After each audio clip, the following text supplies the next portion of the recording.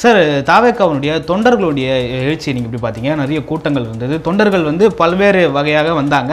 அதில் பல தொண்டர்கள் வந்து சீமான் ஒழிக, அதில் வந்து அது ரொம்ப தெளிவாகவே இருந்தாங்க. சீமானை வந்து ஒழிக்கணும், சீமான் ஒழிகன்னு எல்லாருமே பேசினாங்க. கூட்டமாக கோஷம் போட்டாங்க. தனியாக வந்து சீமான் இப்படி பேசினாரு, சீமான் அப்படி பேசினாரு, எல்லாருமே அப்படி இருந்தாங்களோ? இங்கே நான் சொல்கிறேன், சீமான் வந்து ஒரே ஒருத்தர் அடையாளம் பண்ணுறாரு. அவர் மாவீரனா இல்லையா? யாருக்காவது சந்தேகம் இருக்கா? அதுக்கு உலகத்தில் அக்மார்க் மாவீரன் தானே உண்மை.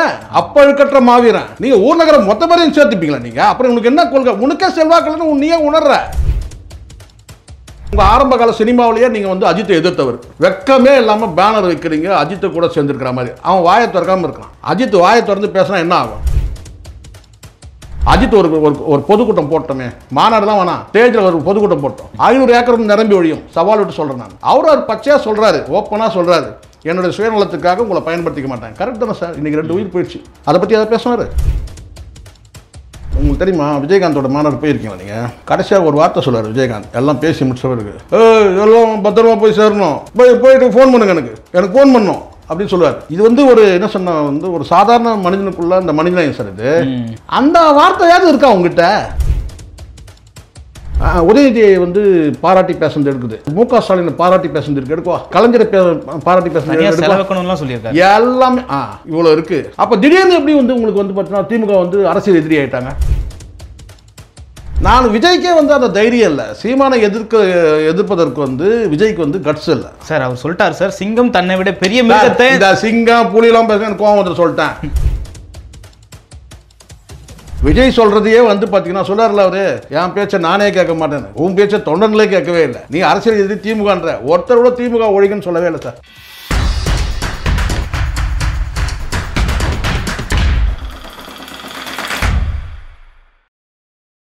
வள்ளுவம் நேயர்களுக்கு வணக்கம். அரசியல் பேசு நிகழ்ச்சிக்கு உங்களை வரவேற்பதில் மகிழ்ச்சி. இன்று நம்மோடு இணைந்திருக்கிறார் பத்திரிகையாளர் சேக்வரா அவர்கள். சார் வணக்கம். வணக்கம் சார். வணக்கம். நல்லா இருக்கீங்களா சார்? நல்லா இருக்கும் சார். சார், விஜய் அவர்கள் சொல்லியிருக்காரு, எல்லா அரசியல் கட்சி தலைவர்களும் அறிவாளிகளும் அல்ல, எல்லா நடிகர்களும் முட்டாளும் அல்ல. யாரை குறிப்பிட்டு சொல்கிறார்? அப்படி யார் சொன்னாரு அப்படின்னு யார் இப்போ அவர் சொல்லக்கூடிய என்ன சொல்றாரு? யார் சொன்னது? அரசியல்வாதிகள் முட்டாள் யாருமே சொல்லவே இல்லையா? சாரி, நடிகர்லாம் முட்டாள் யாருமே சொல்லவே இல்லையா? இல்லை, எல்லாரும் சொல்றாங்க இவர் என்ன அரசியல்வாதி தானே, இவர் என்ன நடிகர் தானே, இவர் என்ன பண்ணிட்டு போறாரு சார். நான் என்ன சொன்னா, நீங்க ப்ரூவ் பண்ணல சார். என்ன பண்ணுறது? இப்போ உதாரணம் சொல்லிட்டேன் நான். இப்போ சில நாட்களுக்கு முன்னாடி தான் ஒரு பெரிய சென்சிட்டிவான மேட்டர், அதெல்லாம் விட்டுருங்க. இப்போ ஒரு ஆணவ கொலை நடந்தது, அதை கூட நீங்க பேசணும்னா, ஏழை மக்கள் உன்னை வீட்டை தேடி துப்புரவு பணியாளர்கள் வந்தாங்கல்ல, குறைஞ்சபட்சம் நீங்கள் அந்த சப்ஜெக்டாக நீங்கள் பேசிடணும். உங்களுக்கு தெரிந்த அரசியல் பாதை, நீங்கள் அறிவுள்ள அரசியல்வாதியாக இருந்தால், தெளிந்த அரசியல் பார்வை இருந்தால், குறைஞ்சபட்சம் இன்றைக்கி கரண்ட் பொசிஷனில் வந்து சென்சிட்டிவான விஷயம் வந்து அந்த துப்புரவு பணியாளர்கள் வந்து இன்னும் போராட்டம் இருந்தாங்க, அவங்கள வந்து பார்த்தீங்கன்னா அப்புறப்படுத்தின நடவடிக்கைலாம் நீங்கள் பார்த்தீங்க, சரிங்களா? குறைஞ்சபட்சம் வந்து கரண்ட் அரசியல் ஏதாவது நீங்கள் பேசுனீங்களா? நீங்கள் கரண்ட் அரசியல் நீங்கள் எதுவுமே பேசவே இல்லை. தீர்மானமாக நிறைவேற்றிருக்காங்க. அதுதான் இப்போ அடுத்த கட்டம் சொல்லவும் நீங்களே சொல்லிட்டீங்க. நீங்கள் தீர்மானம் நல்லா புரிஞ்சுங்க சார். கடந்த காலத்தில் வந்து கலைஞர் பேசணும், சரி, தீர்மானம் வந்து பார்த்தீங்கன்னா மாநாட்டில் ஒரு தீர்மானம் வச்சாங்கன்னா அதில் இருக்கிற பாதி கண்டென்ட் வந்து இப்போ பேச்சில் வந்துடும். நீங்கள் ஒரு தீர்மானம் நிறைவேற்றுறீங்க சார். இப்போ நீட் தேர்வுக்கு எதிராக நீங்கள் தீர்மானம் எடுக்கணும்னா அது குறித்த வந்து ஒரு பார்வை வந்து கேட்டால் பேச்சில் வந்துடும். இப்போ நீங்கள் மாநாட்டில் தீர்மானம் கூட நிறைவேற்றலை, சரி, அட்லீஸ்ட் எத்தனை திண்ணங்களுக்கு இருக்குது அதில்? இந்த ஆதவர்ஜுனா, அந்த ஐஆர்எஸ் ஒருத்தவர் வந்துட்டான்ல, அருண்ராஜன் ஒருத்தன், அப்புறம் இன்னும் வந்து இன்னொன்று 84. சரி, 84 பேச விட்டிங்கன்னா இன்னும் சிக்கலாகும், அதனால் விட்டுருங்க. 84 பேச விட விடலாம். மற்ற நபர்கள் இருக்கிறாங்கல்ல, இன்னும் அதில் யாரோ பெண்கள் கூட சில பேர் இருக்கிறாங்க. அந்த பாவம் எதுக்கு தான் இருக்கிறாங்கன்னு தெரில. அந்த சிறுபான்மை பிரிவு சார்ந்த அந்த இஸ்லாமிய பெண் எதுக்கு தான் இருக்கிறாங்கன்னு தெரில. ஒரு பொம்மை மாதிரி நிற்க வச்சு அனுப்புறீங்க. நான் என்ன சொன்னால், ஒரு குறிப்பிட்ட நபர்களை வந்து பார்த்தீங்கன்னா ஒரு 10 தீர்மானம் நீங்கள் வாசிங்க, ஒரு 10 தீர்மானம் அவங்க வாசிங்கன்னு சொல்லிட்டு மாநாட்டில் ஒரு தீர்மானத்தை கூட நிறைவேற்ற முடியாமல் நீங்கள் அறிக்கை வாயிலாக விடுறீங்க. அப்புறம் என்ன உங்களுக்கு அரசியல் பார்வை இருக்குது? நான் கேட்குறேன். இல்லை, ரொம்ப நேரம் காத்திருந்தாங்க, நேரம் இல்லை சார். திரும்ப சார் எதை பண்ணாலும் நான் சொல்கிறேன் சார். நீங்கள் வந்து மாநாட்டில் நீங்கள் காலையிலேருந்து நீங்கள் நிகழ்ச்சி, உங்களுக்கு தெரியுமா, சில மாநாட்டில் நீங்கள் பார்த்துங்க, அந்த டிஎம்கேல காலையிலேருந்து நிகழ்ச்சி நடக்கும், கவியரங்கம், கருத்தரங்கம், லொட்டு, அந்த மக்களை வந்து பார்த்தீங்கன்னா ஆஸ்வாசப்படுத்துறதுக்கு காத்திருந்த மக்களை வந்து அவங்கள வந்து கேட்டால் என்ன சொல்கிறது கேட்டால் ஒரு என்டர்டெயின்மெண்ட் சொன்னால் தப்பாயிடும். அவங்கள வந்து நேரம் போகிற வழி தெரியாமல் இருப்பாங்க. கருத்தரங்கம், கவியரங்கம் இதெல்லாம் நடத்துவாங்க. அதுக்கப்புறம் வந்து கேட்டாங்க, இப்போ நான் கேட்குறேன் கேட்டால் உங்களால் இப்படி அவர் வர்றதுக்கு முன்னாடியே கூட பார்த்தீங்கன்னா வந்து நீங்கள் கூட்டத்தை ஆரம்பித்து இந்த தீர்மானங்கள் கூட நீங்கள் நிறைவேற்றிடலாம். இல்லை, அவர் உட்காந்து ஒரு 10 நிமிஷம் உட்காந்தா கூட அந்த தீர்மானம் என்ன சார் பெரிய தீர்மானம்? ஒரு 10 நிமிஷம் சரசரன்னு படிச்சுட்டு போயிட்டே இருந்துடலாம். யார் வேணாலும் படிக்கலாம். ஒரு மாநாடு தான் தீர்மானத்தை நிறைவேற்றணும். ஓகே, அதை கூட உங்களால் நிறைவேற்ற முடியல. அப்புறம் நீங்கள் என்ன அரசியல் கட்சி நடத்துறீங்க? அது ஒரு ஃபண்டமெண்டலாக தெரியும். ஒரு மாநாடு தான் என்ன அடிப்படை என்ன அதுவே உங்களுக்கு தெரியல. எல்லாரும் கேட்குற கேள்வி தான் இது. மாநாட்டு தீர்மானம் எங்கே அந்த நிகழ்ச்சியை நிகழ்த்துவீங்க? ஓகே, எவ்வளோ பேர் இருக்கிறாங்க உங்ககிட்ட? ஒரு 10 பேர்கிட்ட வந்து கொடுத்தா கூட பார்த்தீங்கன்னா ஒரு மாவட்ட நிர்வாகிகள் அந்த எவ்வளோ பேர் இந்த ஒரு 10 பேர் உட்கார வச்சாங்கல்ல உள்ள, அவங்கள்ட்ட கூட நீங்கள் கொடுத்துட்டான்னு கேட்டால் வந்து ஒரு 10 பேர் வந்து இந்த மாநாட்டு தீர்மானத்தை வாசிக்கிட்டோன்னு சொல்லிட்டு கூட நீங்கள் உட்காந்துடலாம் அமைதியாக. ஓகே, அப்போ என்ன எதுக்கு அப்படியே வந்து கேட்டால் வந்து வரீங்க திடீர்னு இந்த சுத்தணி காலில் ஊற்றிக்கிற மாதிரி வரீங்க. எல்லாரும் வந்து டைம் மினிட்ஸ் தான் எல்லாமே. 3 நிமிஷம் உங்களுக்கு 5 நிமிஷம் உங்களுக்கு 7 நிமிஷம். யாராவது பேசுறது ஏதாவது இருக்கா? ஒன்று யார் வேணும் நான் சொல்கிறேன். இன்றைக்கி உருப்படியாக ஒரு விஷயம் செஞ்சாங்க, அது வேணால் நான் சொல்லுவேன். அந்த தம்பி இருக்கார்ல ராஜ்மோகன் இருக்கார்ல, இந்த ஒரு யூடியூப்லேருந்து வந்து பாருங்க, அவர் வந்து பார்த்தீங்கன்னா வந்து அவருடைய யூடியூப் திறமையை காட்டினார். ஆனால் யூடியூப்பில் பேசுகிற மாதிரியே இருந்தது நமக்கு. ஓகே, அதுவும் கூட பார்த்தீங்கன்னா. ஆனால் வந்து கேட்டால் அந்த இடத்துல வேறு யாராவது போட்டு சொதப்பாமல் அவர் வந்து ஆகா ஓகோனாலும் ஆனால் வாங்கின காசுக்கு மேலே கோர மாதிரி தான் இருந்தது. ஆனால் வந்து வந்து வெற்றி தலைவர் வருவார் போவார் அப்படின்னு அது மட்டும் கொஞ்சம் நல்லா இருந்துச்சு. அந்த வர்ணனை வந்து கொஞ்சம் பரவாயில்ல, சொதப்பாமல் பண்ணுறாரு அப்படின்னு அவருடைய திறமையாக அவர் காட்டு. அவ்வளோதானே தவிர மீதியெல்லாம் கேட்டால் யார் என்ன நீங்கள் சொல்லுங்கள். ஆதவர்ஜனா என்ன பேசினார்? இவங்கெல்லாம் கட்சியில் பொறுப்பில் இருக்கிறவங்க என்ன பேசினார்? ஒன்றுமே தெரியல. அந்த மூர்த்தின்னு ஒரு அமைச்சர் வந்து இது பண்ணார் அது பண்ணார், அதுதான் அவ்வளோதான். அது மெய் வலிக்க கூலி தரும்னு வந்து வழக்கமாக சொல்லுவார் இல்லையா? இது அந்த மெய் வலிக்க கூலி தரும் அது தரும் இது தரும்னு சொல்லிட்டு கூலி பணத்தை ஞாபகப்படுத்திட்டு போயிட்டார் அங்கே இருக்கிறவங்களுக்கு. பார்த்தீங்கன்னு நினைக்கிறேன். சரிங்களா? அந்த மாதிரி வந்து கேட்டாங்க கூலியிலே பிரச்சனையாக ஓடிட்டு இருக்குது. அங்கே வந்து மெய் வருத்த கூலி தரும் அப்படின்னு சொல்லிட்டு வந்து பேசிட்டு அவர் போயிட்டார். அதுக்கப்புறம் இந்த அருள்ராஜ் இந்த ஐஆர்எஸ் ஏதாவது பேசுவார்னு கேட்டால் ஏதோ பெருசாக வந்து பெரிய நபரை கொண்டு வந்துட்டாங்க டெல்லியிலேருந்து, அவர் அப்படியே மலத்தி பெரட்டிடுவார்னு நினச்சோமோ. இது அவர் என்ன பேசினாரு ஒன்றுமே தெரில. யாரை என்ன பேசினாரு எதுக்கு ஒன்றும் தகவலே. ஒரு 10 நிமிஷம் பேசினாதானே சார் தெரியும். அவனுக்கு 2 நிமிஷம் 3 நிமிஷம் 6 நிமிஷம் 7 நிமிஷம்னு சொன்னால் அதுக்கப்புறம் அங்கே வந்து வழக்கமாக வரக்கூடிய அந்த லைலா மணி இந்த தம்பிங்களாம் வருவாங்கல்ல, அவர் கட்டினா என் தலைவரை பார், அவர் கண்களை பார், அவர் கண்ணை பார், அவர் வாயை பார், அவர் உதட்டை பார், அவர் காதை பார், அவ்வளோதான். யாருமே இல்லையே அப்படி வந்தாங்க டக்கு டக்குன்னு பிடிச்சிட்டு என்னன்னு கேட்டால் ஏதோ இந்த கடைசி வரைக்கும் சுருட்டிட்டு ஓடலான்றாங்க. அப்படி தானே சார் இருந்தது மாநாட்டில். மாநாட்டுக்கு உங்களுக்கு நல்லா திட்டமிடல்ன்றது இல்லை உங்கள்கிட்ட.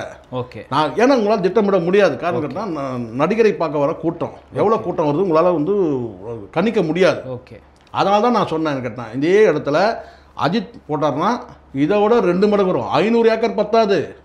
அஜித் போட்டார்னா அதே பாறைப்பட்டியில் அஜித் கூட்டம் போட்டார்னா இந்த 250 ஏக்கரில் 500 ஏக்கர் எடுத்தாலும் பத்தாது. ஏன்னா அவ்வளோ கூட்டம் வரும். ஓகே, அங்கே உள்ள அதை நான் சொன்னேன் சார். 86 ஒரு பையன் டிவியில் ஓடிட்டு இருக்கு சார், கொடி பறக்குது போகிறோம், ரஜினியை போய் கிள்றான் சார். இது டிவியில் கிள்றான். என்னடா பண்ணுறேன்னா கிள்ளி பார்த்தேன்றான். ஓகே சார், விஜய் இன்னொரு வார்த்தையும் சொல்லியிருக்காரு. அம்பேத்கரையோ இல்லை வந்து நல்ல கண்ணுவையோ காமராஜரையோ தோக்கடிச்சது நடிகர் இல்லை அரசியல்வாதிகள் தான் அப்படின்னு சொல்லிட்டு சொல்கிறாரு. சரி, நீங்கள் அரசியல்வாதியா? நீங்கள் நான் தெரியாமல் கேட்குறேன். நீ கேட்டவன் டக்குன்னு ஒரு பதில். அப்படிப்பட்ட ஒரு நல்ல தலைவரை தோக்கடிச்சது அவங்க தான். நான் வந்து எதுவும் சார் நான் என்ன சொன்னேன் அப்போ நீங்கள் ஏன் வந்து அரசியல்வாதி ஆனீங்கன்னு கேட்குறேன் நான். அப்போ அரசியல்வாதி மோசமானவங்க தானே சார்? ஓகே, இங்கே எல்லாருமே அரசியல்வாதி தான். ஓகே, நல்ல கண்ணு யார் சார்? கம்யூனிஸ்ட் சமூக சேவகர். அவரும் அரசியல்வாதி தானே. ஆமாம், இங்கே நல்ல அரசியல்வாதிகள் நான் சொல்கிறேன். இது வந்து ஒருத்தர் ஒரு நல்லவரை தோற்கடிக்க கூட இஷ்யூ பேஸ்டு தான். அங்கே அன்னைக்குள்ள பிரச்சனை தான். காங்கிரஸ் ஆட்சி நீண்ட காலமாக ஆட்சி ஆண்டுருக்குது. அதுக்கு வந்து பார்த்தீங்கன்னா வந்து காமராஜர் இருக்கிறாரு. அன்னைக்கு சீனிவாசன்றவர் வந்து டிஎம்கேல வந்து நிறுத்துறாங்க. அங்கே வந்து பார்த்தீங்கன்னா அன்னைக்கு வந்து காமராஜர் என்ன பேசினார்லாம் உங்களுக்கு தெரியுமா? யாருக்கா தெரியுமா? ஓகே, விஜய்க்கு தெரியுமா? காமராஜர் சொன்னார் நான் படுத்துக்கிட்டே ஜெயிப்பேன்னு சொன்னார். அன்னைக்கு மிகப்பெரிய எழுச்சி, காங்கிரஸ் அரசுக்கு எதிரான எழுச்சி. அதில் வந்து நீங்கள் நல்லவராக இருந்தாலும் நேர்மையாக இருந்தாலும் நீங்கள் தோக்குறீங்க.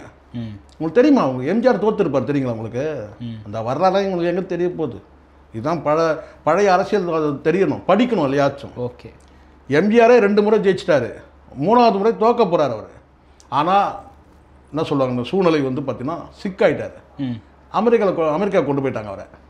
அப்போ எம்ஜிஆர் வந்து அமெரிக்கா போனவங்களாம் போயிட்டு வந்து போனால் வந்து போனமாக தான் வருவாங்க. அப்படியே வந்தாலும் 6 மாதத்துக்கு மேலே உயிரோடு இருக்க மாட்டாங்க. கண்ணதாசன் அப்படி தான் வந்து 6 மாதம் தான் இருந்தார். இப்படியான வந்து சென்டிமெண்ட்டான சில விஷயங்கள்லாம் ஓடிட்டு இருக்கும்போது இங்கே திமுக பிரச்சாரம் பண்ணுறாங்க. என்ன பிரச்சாரம் பண்ணுறதுன்னா எம்ஜிஆர் வந்து உயிரோடவே இல்லை.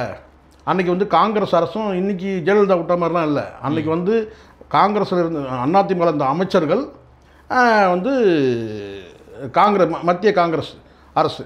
இவங்க வந்து டெல்லிக்கு இது அமெரிக்கா கொண்டு போயிட்டாங்க, புரூக்லின் ஹாஸ்பிட்டலில் கொண்டு போய் அட்மிட் பண்ணிட்டாங்க. அன்றைக்கி வந்து திமுக என்ன பிரச்சாரம் பண்ணாங்கன்னா, எம்ஜிஆர் உயிரோடவே இல்லை, இவங்க வந்து இந்த தேர்தலை சந்திக்கிறது. அப்போ தேர்தல், அப்போ இவங்க என்ன சொல்கிறாங்கன்னு கேட்டால், தேர்தலை சந்திக்கிறதுக்காக வந்து கேட்டால் எம்ஜிஆர் வந்து உயிரோடு இருக்கிறதா இவங்க பண்ணுறாங்க, எம்ஜிஆர் உயிரோடவே இல்லைனாங்க. அது வந்து பேக் ஃபயர் ஆயிடுச்சு. ஓகே. எம்ஜிஆர் வந்து உயிரோடு இருக்கிறாருன்றதை இவங்க என்ன செஞ்சாங்கன்னு கேட்டால், கடைசியாக வந்து இப்போ இந்த மீடியாலாம் அப்போ கிடையாது சார். அப்போ என்ன செஞ்சாங்க, தியேட்டரில் வந்து கேட்டால் ஒரு டாக்குமெண்ட்ரி ஃபிலிம் போட்டாங்க. அப்போ எம்ஜிஆரை வந்து வந்து முதல் முறையாக பார்க்குறாங்க. என்னன்னு கேட்டால், தொப்பி இல்லாமல். ஓகே. நீங்கள் இணையத்தில் கூட போய் பார்க்கலாம். எம்ஜிஆர் புரூக்லின் ஹாஸ்பிட்டல் பாருங்கள், எம்ஜிஆரோட படத்தை பாருங்கள். அப்போ கருப்பு கண்ணாடியும் எடுத்தாச்சு, ஒரு சோடா பாட்டில் கண்ணாடி, தலை வந்து பார்த்தீங்கன்னா வந்து முடி இல்லாத வந்து இயற்கையான வந்து அந்த வயதுக்குள்ளே அந்த இது. ஓகே. அப்போ வந்து பார்த்தீங்கன்னா அவர் வந்து சாப்பிட்ற மாதிரி ஒரு காட்சி, அப்படியே அள்ளி சாப்பிட்றாங்க, அப்படியே ஊற்றும் இங்கே சைடில். இது அவர் அதாவது ஆக்டிவாக இருக்கிறாரு, அப்படி எப்படி சாப்பிட்ற மாதிரி அப்படியே ஊற்றும். ஸோ இந்த காட்சி வந்து கேட்டால் எல்லா தியேட்டர்லையும் அப்போ ஆட்சியரும் இவங்களுக்கு ரூல் யாருது, ஏடிஎம்கே இது. அப்போது எல்லாம் கேட்டால் எம்ஜிஆர் உயிரோடு தான் இருக்கிறார் சொல்லிட்டு சொன்னாங்க. அந்த தேர்தலில் வந்து திமுக வந்து தோற்று எம்ஜிஆர் மீண்டும் ஜெயிச்சார். ஓகே. நான் சொல்ல வர்றது எதுன்னா, இந்த மாதிரி பிரச்சாரங்கள் சில நேரத்தில் அப்படியே பேக் ஃபயர் ஆகும். அப்போ இவங்களாம் எம்ஜிஆர் இல்லைன்னு சொன்னாங்க, இறந்தே போயிட்டு செத்து போயிட்டாரு. டி ராஜேந்திர பிரச்சாரத்தை சொல்லிட்டார், எம்ஜிஆர் உயிரோடு இருக்கிறாரான்னு கேள்வி கேட்டார். ஆனால் உயிரோடு இருக்கிறாருன்னு சொல்லி ஒரு டாக்குமெண்ட்ரி ஃபிலிம் போட்டாங்க. அதில் வந்து பார்த்தீங்கன்னா எம்ஜிஆருடைய அந்த ஆக்டிவில் வந்து சாப்பிட்றாரு, நல்லா தான் இருக்கிறாரு, இந்த மாதிரி பக்கத்தில் நிற்பாங்க, யார் ஜானகி பக்கத்தில் நிற்பாங்க, அப்படி போட்டாங்க. ஸோ அந்த தேர்தலில் வந்து எம்ஜிஆர் வந்து அனுதாப ஓட்டில் ஜெயிச்சார். ஓகே. ஏன்னா எம்ஜிஆர் உயிரோடவே இல்லைனாங்கன்னா எம்ஜிஆர் உயிரோடு இருக்கிறாரு, அவர் உயிரோடு வருவார் வர மாட்டா சொல்லிட்டு உடனே உங்களுக்கு தெரியும், பிரச்சாரத்தில் ஒரு பாட்டு போட்டாங்க, ஒளி விளக்குன்னு ஒரு படம் தெரியுமா உங்களுக்கு? ஒளி விளக்குன்னு ஒரு பாட்டம். அந்த பாட்டை வந்து பார்த்தீங்கன்னா ஜெயலலிதான்னு நினைக்கிறேன், அது கூட இருந்து அந்த பாட்டை போட்டு ஒளி விளக்கு பாடத்தில் வந்து அந்த பாட்டை போட்டு வந்து பார்த்தீங்கன்னா தேவாலயங்கள் அந்த கண்ணிலே இருக்க அந்த காட்சிலாம், தேவாலயங்கள் எல்லா இந்து கோயில்களையும் வந்து சிறப்பு வந்து ஆராதனை வந்து பார்த்தீங்கன்னா வந்து எம்ஜிஆர் பொழைச்சி வரணும்னு சொல்லிட்டு அது ஒரு பக்கம் பெரிய அளவில் வந்து பிரபகண்டாச்சு. அந்த தேர்தலில் ஜெயிச்சார் எம்ஜிஆர். ஓகே. அதுக்கப்புறம் அதை முடிக்க முடியலன்னு வச்சுக்கலேன், பாஜக அவர் இறந்துட்டார், முடிக்க முடியல. நான் எதுக்காக நான் இது சொல்கிறேன்னா, சில நேரங்களில் வந்து இந்த மாதிரியான ஒரு அனுதாபத்தில் ஜெயிச்சவங்களாம் இருக்கிறாங்க. கேட்டினா வந்து அது அந்த தேர்தல் தோற்றுப்பாங்க. காமராஜரை நீங்கள் சொல்கிறீங்கல்ல, காமராஜர் தோக்கடிச்சு கொடுக்குன்னா நீண்ட காலம் காங்கிரஸ் தொடர்ச்சி ஆட்சியில் இருக்குது சார். இப்போ வந்து ஒரு புரட்சி ஏற்படுது. அப்போ அந்த புரட்சியில் வந்து பார்த்தீங்கன்னா பல பேர் அடிச்சுட்டு போகும்போது காமராஜர் நல்ல தலைவர் தான், அவரும் சேர்த்து அடிச்சு ஜெயிச்சது யாருன்னு கேட்குறீங்க? சீனிவாசன் சொல்லிட்டு ஒரு யூத்து இளைஞர் திமுக சார்பாக நிற்க வச்சாங்க. நீங்கள் அரசியல்வாதினா எடுத்துங்க, என்ன எடுத்துங்க, அன்னைக்கு வந்து நின்னது வந்து பார்த்தீங்கன்னா ஒரு இளைஞர் சார், அவ்வளோதான் சார். எப்படி நீங்கள் இன்றைக்கி இளைஞர் கூட்டம் வச்சுருக்கீங்களோ அந்த மாதிரி. ஓகே. அதனால் வந்து அரசியல்வாதி நீங்கள் அப்படி பார்க்கக்கூடாது. அங்கே மிகப்பெரிய புரட்சி ஏற்படுது. அதில் வந்து நல்ல கண்ணு தோக்கடிச்சாங்க. அப்புறம் எனக்கு கோவம், நல்ல கண்ணு நல்ல தலைவர் தான், நான் இல்லைன்னு சொல்ல. அதே நல்ல கண்ணு பார்த்தீங்கன்னா வந்து சசிகலாவோட வந்து பார்த்தீங்கன்னா வந்து துண்டு போட்டு போய் நின்று பார்த்தீங்களா இல்லையா? சசிகலா யார்? தாப்பாண்டியனும் நல்ல கண்ணும் போயிட்டு யார் வீட்டில் இருந்தாங்க, எங்கே நின்னாங்க? சசிகலா வீட்டில் இருந்தாங்க. ஜெயலலிதா வீட்லையாவது நிற்கலாம், ஜெயலலிதா வீட்லையாவது எதிர்க்க நிற்கலாம். சசிகலா யார்? சசிகலா முன்னாடி போய் நின்னாங்களா இல்லையா? அந்த துண்டு போட்டு போய் நின்னாங்க. ஸோ எதனால் நீங்கள் நல்ல தலைவர் தான், ஆனால் இதை நீங்கள் வெளிப்படையாக நீங்கள் இதெல்லாம் பேசாமல் நீங்கள் நான் சொல்கிறேனே, கம்யூனிஸ்டுகள் வீழ்ச்சி அடைஞ்சது காரணமாக சொன்ன வார்த்தை தான். தமிழ்நாட்டில் நீங்கள் கம்யூனிஸ்டுகள் இருக்கிறாங்க, அதில் நீங்கள் நல்ல கண்ணு தான் நீங்களால் சொல்ல முடியுது. ஏன் மற்றவங்க சொல்ல முடியல? சங்கராய சொல்ல முடியுது, ஏன் மற்றவங்க சொல்ல முடியல?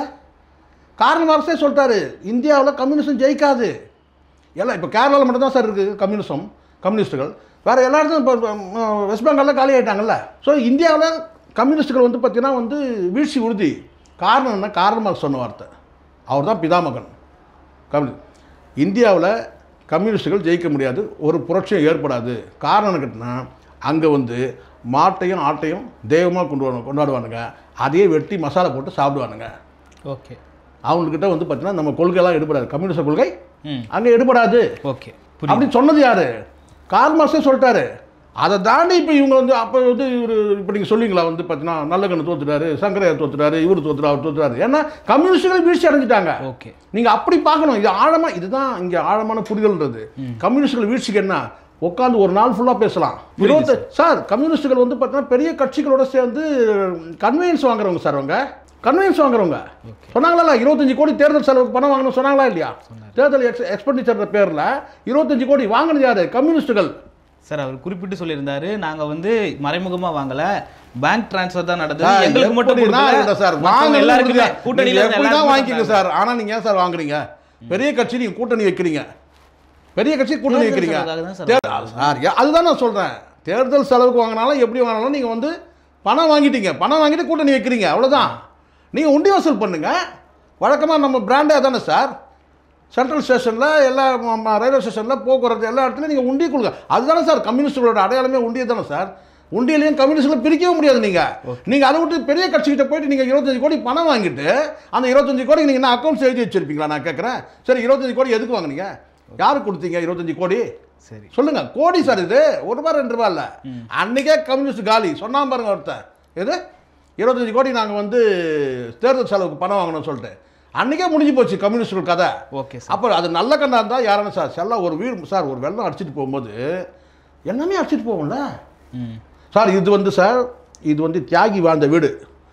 வெள்ளமே வெள்ளமே நீ அப்படி சுற்றிட்டு போ நான் சொல்ல முடியும். ஒரு பெரிய காற்றாற்று வெள்ளம் அடிச்சுட்டு போகும்போது வந்து பார்த்தீங்கன்னா எல்லாமே அடிச்சுட்டு போவோம் அதில். Okay sir. அது மாதிரி நீங்கள் என்னன்னு கேட்டால் நீங்கள் வந்து இங்கே நல்ல கண்ணாக இருந்தாலும் யாராக இருந்தாலும் பெரிய ஒரு குற்றச்சாட்டு வரும்போது கேட்டால் இப்போ நான் கேட்குறேன் அந்த 25 கோடிக்கு ஏதாவது நல்ல கண்ணு ஏதாவது விளக்கம் கொடுத்துட்டாரா என்ன? நல்ல தலைவர் நான் இல்லைன்னு நான் சொல்ல, நானும் மதிக்கிறேன். அவங்கள மாதிரி ஒரு தியாக சிலர் கிடையாது தான். ஆனால் நீங்கள் ஒரு கட்சி வந்து பார்த்தீங்கன்னா வந்து எடுக்கக்கூடிய நடவடிக்கைக்கு அவங்க உடன்பட்டு தான் தீரணும். காமராஜர் படுத்துக்கிட்டே ஜெயிப்பேன்னு சொன்னார், தோக்கடிச்சது திமுக. ஒரு இளைஞர் நீங்கள் அரசியல்வாதி வேறு.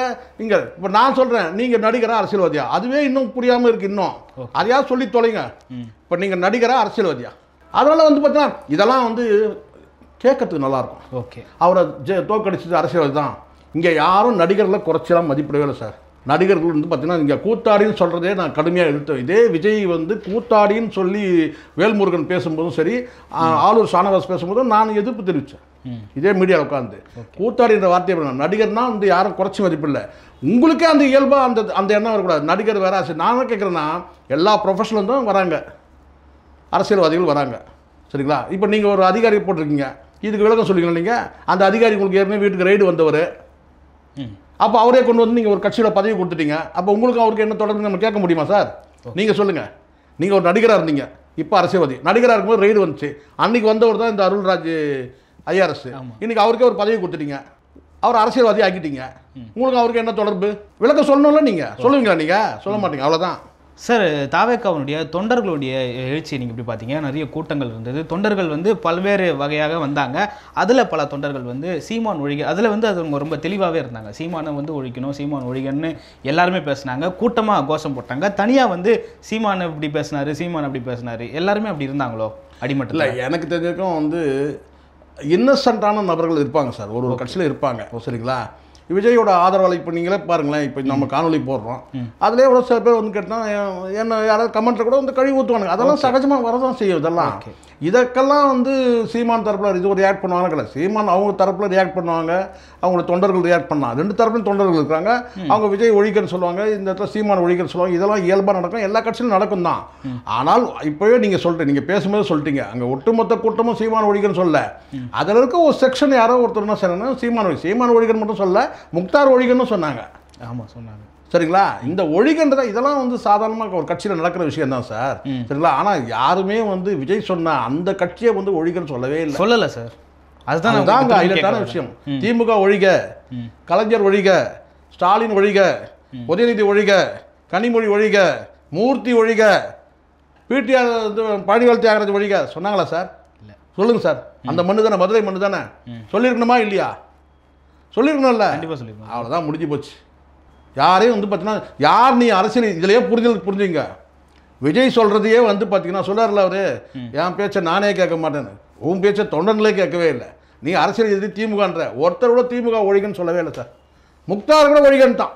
எது முக்தார் ஏதோ மாறு வேஷத்தில் போயிட்டு ஏதோ டெஸ்டிங் பண்ணார் சொல்லிட்டு அங்கே போய் அவனுக்கிட்ட தர்மடி வாங்கின்னு வந்தார் இல்லையா, அவரை கூட வந்து பார்த்தீங்கன்னா வந்து ஒழிகன்ட்டான். ஆனால் ஒருத்தர் கூட முக ஸ்டாலின் ஒழிகன்னு சொல்லவே இல்லை, சீமான் ஒழிகன்னு சொல்கிறாங்க. அப்போ இங்கே உங்களுக்கு என்ன புரிதல் வருது இதனால? இங்கே டிவிகே வெர்சஸ் என்டிகே, அவ்வளோதான். டிஎம்கே கிட்ட நீங்கள் நெருங்கவே இல்லைன்னு பொருள் படுது, அவ்வளோதான். ஆனால் தலைவர் அப்படி சொல்லலை. தலைவர் சொல்றது தொண்டர் ஏற்றுக்கலையே. தொண்டர் சீமான் எதிர்ப்பில் தான் இருக்கு, சீமான் எதிர்ப்பில் இருக்கிறாங்க. அது ஒரு செக்ஷன் தானே. எல்லாரும் சொல்லிட்டாங்களா என்ன?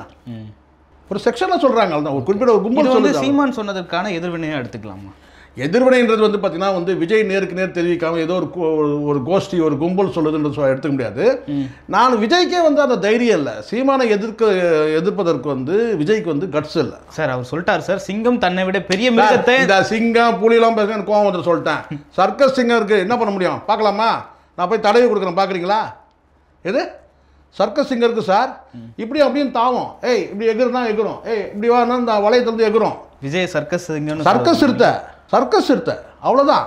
முதல்ல வந்து ஒரு விஷயம் நான் சொல்கிறேன், நல்லா புரிஞ்சுங்க. நீங்கள் ஒரு ஓமை சொல்கிறீங்கன்னா அதில் ஏதாவது பொருள் பண்ணணும். இந்த சிங்கம் கதை, குட்டி கதை, அந்த கதை, இந்த கதைலாம் தேவையில்ல.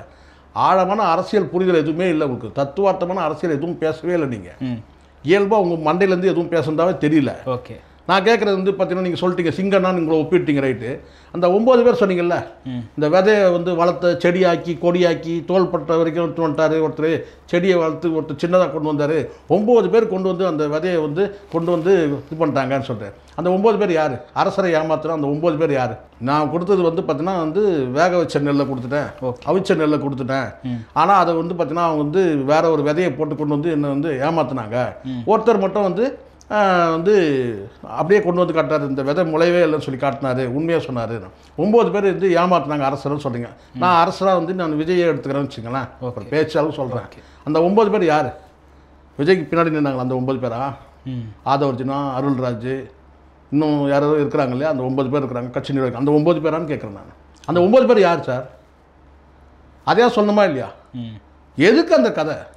இங்கே நான் சொல்கிறேன், சீமான் வந்து ஒரே ஒருத்தர் அடையாளம் பண்ணுறாரு. அவர் மாவீரனா இல்லையா? யாருக்காவது சந்தேகம் இருக்கா அதுக்கு? உலகத்தில் அக்மார்க் மாவீரன் தானே உண்மை, அப்பழுக்கற்ற மாவீரன் அவர் அடையாளப்படுத்துறாரு. அதுதானே சார் சரி. நீங்கள் ஊர் நகரம் மொத்த பேரையும் சேர்த்துப்பீங்களா நீங்கள்? அப்புறம் உனக்கு என்ன கொள்கை? உனக்கே செல்வாக்குன்னு நீயே உணர்ற. அதான் நான் சொல்கிறேன், இன்னைக்கு வரைக்கும் வந்துட்டேன். நாளைக்கு அப்படியே இதே போட்டு ஜெயலலிதா போட்டு, கலைஞரை போட்டு, உதயநிதியை போட்டு ஓட்டு கேளு. வெக்கமால உங்கள் ஆரம்ப கால சினிமாவிலேயே நீங்கள் வந்து அஜித்தை எதிர்த்தவர், வெக்கமே இல்லாமல் பேனர் வைக்கிறீங்க, அஜித்தை கூட சேர்ந்துருக்கிற மாதிரி. அவன் வாயை திறக்காமல் இருக்கான். அஜித் வாயை திறந்து பேசினா என்ன ஆகும்? ஆரம்பத்தில் நீங்கள் எவ்வளோ குறைச்சல் கொடுத்த ஒரே நபர் சமாளித்து யாருக்குன்னா அஜித் தான் சார். ஓகே, தமிழ் சினிமாவில் வந்து பார்த்தீங்கன்னா விஜய் தரப்பில் அவ்வளோ வந்து பார்த்தீங்கன்னா இன்றைக்கி எப்படி ரஜினிகிட்டே இவங்க இவ்வளோ அரசியல் பண்ணுறாங்க உங்களுக்கு தெரியும்னு நினைக்கிறேன் சார். இந்த கூலி படத்துக்கு கிட்டத்தட்ட 20 கோடி இறக்கி நெகட்டிவ் விமர்சனம் பண்ணுறதுக்கு மட்டும் 20 கோடி இறங்கியிருக்கு. நெகட்டிவ் அந்த படத்தை ஃப்ளாப் பண்ணுறதுக்கே 20 கோடி விஜய் தரப்பில் இறங்கியிருக்கு. எந்த காலத்தில் சார் வந்து ஏ சர்டிஃபிகேட் கொடுத்து அதை தியேட்டருக்கெல்லாம் அனுப்பி இதை நீங்கள் வந்து வாசல் முகப்பில் வைங்க, எப்பயாவது பார்த்துருக்கீங்களா சார்? இல்லை. ஏ சர்டிஃபிகேட் கொடுப்பாங்க. ஷகிலா படத்துக்கே ஏ சர்டிஃபிகேட்டும் யூ சர்டிஃபிகேட்டும் சேர்ந்து கலந்த மாதிரி கொடுத்துருக்கீங்க கடந்த காலத்தில். ஷகிலா படத்துக்கே. ஷகிலா படம்னா ஏதோ கேவலமாக சொல்ல, அதில் வந்து பிட்டு சீன்லாம் வரும். அந்த படத்தை நீங்கள் ஏஐ கொடுத்துருக்கீங்க. இல்லை, அந்த அளவுக்கு விஜய்க்கு திரையரங்க வரைக்கும் செல்வாக்கு அந்த அளவுக்கு. ஆமாம் சார், இப்போ பல தியேட்டர் உரிமையாளர்கள் வந்து அவரோட ரசிகர் மன்ற தலைவராக இருக்கிறாங்க. நான் சொல்கிறேன் 20 கோடி எல்லா இடத்துல. இங்கே ஏதோ 1-2 நான் நெகட்டிவ் விமர்சனம் பண்ணுற அந்த பன்னாடைகள் மட்டுமே நான் சொல்ல. அதை தாண்டி வந்து பார்த்தீங்கன்னா வந்து பல பேரும் வந்து உங்களுக்கு வழக்கமான சில பேர் இருக்கிறாங்க. அதை தாண்டி வந்து சேர்ந்து எங்கெல்லாம் இணையத்தில் வந்து பார்த்தீங்கன்னா அந்த படம் விளம்பரப்படுத்துகிறாங்களோ அங்கெல்லாம் வந்து பார்த்தீங்கன்னா பின்னுக்கு தள்ளி இருட்டடி பண்ணியிருக்கு. இணையத்திலே நான் பார்க்குறேன். ஓகே, கூலிப்படம் வந்து நீங்கள் கூலிப்படம் நீங்கள் டிக்கெட் ஸ்டேட்டஸ் தட்டினா கூட பார்த்தீங்கன்னா எங்கே கட்டினா கடைசியாக காட்டுது. ஸோ இது எல்லாமே வந்து பார்த்தீங்கன்னா வந்து இப்படி ரஜினிக்கே இப்படி பண்ணவங்க அஜித்துக்கு எவ்வளோ கஷ்டம் கொடுத்துருப்பாங்க. ஓகே சார், எந்த பின்புலமும் இல்லாத வந்த ஒரு மனிதர் அவர் அஜித். எவ்வளோ கஷ்டம் கொடுத்துருப்பாங்க அவருக்கு. ஓகே, அவர் வாயை திறக்க ஆரம்பிச்சாரு. இன்றைக்கி வெக்கமே இல்லாமல் அவர் படத்தை போட்டு மாநாடு நடத்துறீங்க. மாநாட்டில் வந்த பாதி பேர் அஜித்தோட ரசிகர். பேனரை வைக்கிறான் சார் தெருக்கு. நீங்கள் அந்த பக்கம் நீங்கள் போனீங்களா இல்லையா? அந்த வழி நெடுக எங்கே அப் டு வந்து நீங்கள் வந்து இந்த சைடு திருநெல்வேலியிலேருந்து வரக்கூடிய வழி நெடுக வந்து பார்த்தீங்கன்னா நீங்கள் மதுரைக்கு வரக்கூடிய அந்த சாலையில் பார்த்தீங்கன்னா வழி நெடுக பேனரில் அஜித் படத்தை சேர்த்து வைக்கிறீங்க. வெக்கமா இல்லை? சினிமாவிலே வந்து உங்களால் ஜெயிக்க முடியும். இன்றைக்கு வரைக்கும் அஜித் தெரியுமா சார்? வேணா ஒரு கூட்டம் கூட்டலாமா? இதே நான் சொல்கிறேன், சவாலோடு சொல்கிறேன். இந்த பாரப்பட்டி இந்த மைதானத்தில் 500 ஏக்கர் 250 ஏக்கரில் தான் நீங்கள் ஆக்குபை பண்ணியிருக்கோம். அஜித் ஒரு பொதுக்கூட்டம் போட்டோமே, மாநாடுலாம் வேணாம், ஸ்டேஜில் ஒரு பொதுக்கூட்டம் போட்டோம். 500 ஏக்கர் நிரம்பி ஒழியும். சவாலோடு சொல்கிறேன் நான். ஏன்னா அவ்வளோ வந்து ரசிகர் செல்வாக்குன்னு போது அப்படி இருக்குது. ஓகே, அவர் பச்சையாக சொல்கிறாரு, ஓப்பனாக சொல்கிறாரு, என்னுடைய சுயநலத்துக்காக உங்களை பயன்படுத்திக்க மாட்டேன். கரெக்ட் தானே சார்? இன்றைக்கி 2 உயிர் போயிடுச்சு. அதை பற்றி எதாவது பேசினார் விஜய்? எதனா பேசினாரா சார்? இல்லை இல்லை இல்லை, 2 உயிர் போச்சு. ஏன்னா 6 உயிர் போச்சு, நீ 2 உயிர் போச்சு. குறைஞ்சபட்சம் ஒரு இரங்கல். கொடிக்கம் வந்து ஒரு கார் உடஞ்சி போச்சு, அவனுக்கு கார் கிடைக்குமா கிடைக்காதா? அதை பற்றி ஒரு வார்த்தை. கார் கொடுத்துட்டாங்க சார். சார் நீங்கள் கொடுத்த ஒரு வார்த்தை பேசணும்ல சார். நீங்கள் கொடிக்கம்பம் விழுந்து டேமேஜ் ஆகிடுச்சு. ஓகே, சென்டிமெண்ட் தான் யோசிக்கிறீங்க. ஐயோ ஆரம்பமே கொடிக்கம்பம் விழுந்துச்சுன்னு சொல்லி சென்டிமெண்ட்டாக ஃபீல் பண்ணுறீங்க. நீங்கள் பொது கார் கொடுக்குறீங்கன்னு சொன்னதெல்லாம் அதுக்கப்புறம் வேறு. ஆனால் நீங்கள் இந்த மாதிரி ஒரு ஆபத்தான ஒரு இன்சிடென்ட் நடந்திருக்கு. ஓகே, அறிவிப்பு கொடுக்குறதுலாம் வேறு விஷயம் சார். அவருக்கு புது கார் கொடுக்குறீங்க, அது கொடுக்கலன்றதான் அறிவிப்பு கொடுக்குறதுலாம் அப்புறம் அதுக்கப்புறம் கார் வந்தால் தானே. 6 பேருக்கு நிலைமை என்னன்னு தெரியவே இல்லை. ஏற்கனவே இறந்து போனவங்க இல்லை 2 பேர் இறந்து போயிருக்கிறாங்க. குறைஞ்சபட்சம் ஒரு இரங்கல் தெரிவிக்கணும்ல சார் மீட்டிங்கில். அதை கூட நீங்கள் செய்யலாம். இப்படி ஓகே மாநாட்டில் வந்து பார்த்தீங்கன்னா வந்துட்டு போனாங்க. உங்களுக்கு தெரியுமா விஜயகாந்தோட மாநாடு போயிருக்கீங்களா நீங்கள்? கடைசியாக ஒரு வார்த்தை சொல்லுவார் விஜயகாந்த், எல்லாம் பேசி முடிச்சவருக்கு, எல்லாம் பத்திரமா போய் சேரணும், போயிட்டு ஃபோன் பண்ணுங்க, எனக்கு ஃபோன் பண்ணணும் அப்படின்னு சொல்லுவார். எல்லாம் பத்திரமா கோலையும் போங்க, பத்திரமா போய் சேரணும், வீடு போய் சேரணும். இதுதான் ஒரு தலைவனுக்கு அழகு. ஆமாம் கண்டிப்பாக சார். எல்லாம் பத்திரமா போய் பேசணும், எனக்கு ஃபோன் பண்ணணும்னுவார். இது ஒரு என்ன சொன்னால் ஒரு சாதாரண மனிதனுக்குள்ள அந்த மனிதன் சார். இது ஃபோன் பண்ணால் இவர் எடுக்க முடியல, எல்லாரும் ஃபோன் பண்ணால் ஒரு இடத்த எடுக்கும். அதுவும் அந்த வார்த்தை சொல்கிறேன், எல்லாம் பத்திரமா போய் சேருங்க. அந்த வார்த்தையாவது இருக்கா உங்ககிட்ட? சொல்லணும்ல அந்த ஒரு வார்த்தை. ஓகே எல்லாரும் பத்திரமா போய் சேருங்கன்னு சொல்லணுமா இல்லையா? ஏன் நெஞ்சில் குடியிருக்குன்னு சொன்னால் மட்டும் போதுமா சார்? பத்திரமா போய் சேருங்கன்னு ஒரு வார்த்தை சொன்னால் என்ன? ஒரு இரங்கல் தெரிவிங்க, 2 பேர் இறந்து போயிட்டாங்க, எனக்கு வருத்தமாக இருக்குது, நீங்கள்லாம் பத்திரமா போய் சேரணும், எனக்கு நீங்கள் தான் முக்கியம், அந்த ஒரு வார்த்தை சொல்லணும்ல சார். அதில் என்ன ஒன்று குறைஞ்சிடும்? நீ ஓகே சார் எழுதி கொண்டு வந்தால் மனப்பாடம் பண்ணிட்டு ஒப்பிச்சுட்டேன், அவ்வளோதான். ஹோம் ஒர்க் நல்லா பண்ணியிருக்கிற, அது நல்லா தெரியுது. கேரளில் உட்காந்து முக்கி படித்து அந்த வசனத்தை கொண்டு வந்து பேப்பரே பார்க்காம படிச்சார் சார். சார் அது நல்லா புரிஞ்சுங்க, உங்களுக்கு நல்லா புரிஞ்சுங்க. ஒன்று நான் சொல்கிறேன், இப்போ நீங்கள் இவ்வளோ கேட்குறீங்கல்ல, எதனா ஒரு பேப்பரை வச்சா சார் நான் பேசுகிறேன், இல்லை செல்லை வச்சுட்டு மடியில் வச்சுன்னு சில பேர் பேசுகிறான், செல்லு மடியில் வச்சுன்னு, நான் அதெல்லாம் வச்சு நான் பேசுகிறேன். நீங்கள் என்ன கேள்வி கேட்டாலும் நான் பதில் சொல்ல போகிறேன். என்கிட்ட தெளிவாக இருக்குது, கடந்த கால அரசியல் அனுபவங்கள் இருக்குது. ஓகே நான் என்னுடைய அனுபவத்தில் 50 ஆண்டு கால அனுபவத்தை 55 ஆண்டு கால அனுபவத்தில் நான் உங்கள்கிட்ட பேசுகிறேன். நீ 50 வருஷமாக சினிமாவில் இருக்கிற, ஓகே நீ பக்கமாக வசனம் பேசினேன், இங்கே 4 பக்கம் எழுதி கொடுத்தாலும் நீ அதை ஃபுல்லாக படிச்சுட்டு பேசிடணும். அதையே நீ கேட்டால் ஒரு நேரம் பேப்பரை பார்க்குற, ஒரு நேரம் நேராக பார்க்குற, மனப்பாடம் பண்ணதை நீ பேசிடுற.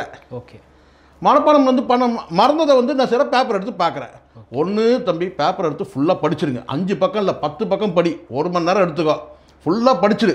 இது கரெக்ட். இது ஒன்று பண்ணணும். இல்லையா பேப்பரை கிழிச்சு டீக்கு போட்டு உன் மனசில் என்ன பண்ணுறது பேசிட்டு கிளம்பி போயிட்டாரு. மொத்தம் 34 நிமிஷம் தான் நீ பேசினேன். மொத்தம் 34 நிமிஷம். பல பேருக்கு தெரியல.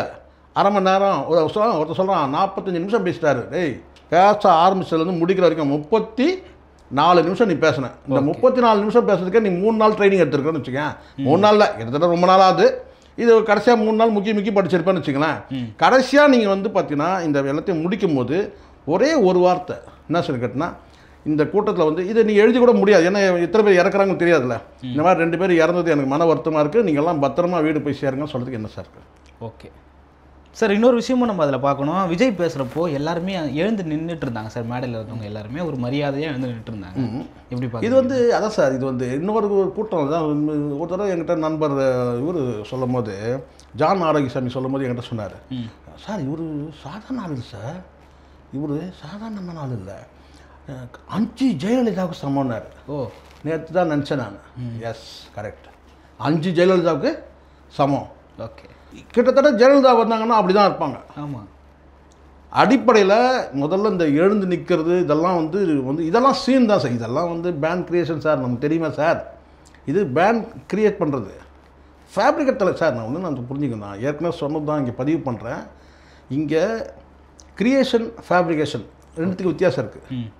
கிரியேஷனுக்கு உருவாகிறது சார். ஓகே, இப்போ நீங்கள் சீமானத்தின்னா அவர் உருவான தலைவர். ஓகே, திருமாவளவன் உருவான தலைவர், ஜெயலலிதா உருவான தலைவர், எத்தனையோ நடிகைகள் இருந்தாங்க அதிமுகலைய ஆதரவாக கூட இருந்தாங்க. ஆமாம். எம்ஜிஆர்கிட்ட நெருக்கமானவங்க பார்த்தீங்கன்னா ஜெயலலிதாவோட நிறைய பேர் இருந்தாங்க. லதாலாம் பார்த்தீங்கன்னா நிறைய படங்கள் நடிச்சிருக்காங்க. ஆனால் அவங்களாம் தலைவராக முடியல. அப்போ ஜெயலலிதா உருவாகிறாங்க. ஸோ உருவான தலைவர்கள் நிறைய பேர் இருக்கிறாங்க. சரிங்களா? இப்போ நான் கேட்குறேன் கலைஞருக்கு வாரிசு எவ்வளோ பேர் இருந்தாங்க? ஓகே, முக தமிழரசு இருந்தாங்க, முக அழகிரி இருந்தாங்க, என் கனிமொழி எல்லாமே இருந்தாங்க. ஆனால் முதலமைச்சர்ன்ற அந்த இடத்து வரைக்கும் எட்டி பிடிக்க முடிஞ்சது யாரால? ஸ்ட்ராங். அப்போ உருவான தலைவர். ஓகே, புரியுதுங்களா? ஃபேப்ரிகேட் பண்ணுற தலைவர் இருப்பாங்க சில பேர். நீங்கள் இப்போ விஜய் எடுத்துன்னு கேட்டிங்கன்னா ஃபேப்ரிகேட் பண்ணுறாங்க. ஒரு வியூக அமைப்பாளர். இப்போ இவங்க காலத்தில் வியூக அமைப்பாளர் யாருன்னா இருக்கிறாங்க சார்? ஜெயலலிதா பீரியடில் வியூக அமைப்பாளர் யாருன்னா இருந்தாங்களா? யார் எந்த அரசியல் எடுத்துங்க நீங்கள், அவங்களாம் வியூக அமைப்பாளர் கிடையவே கிடையாது.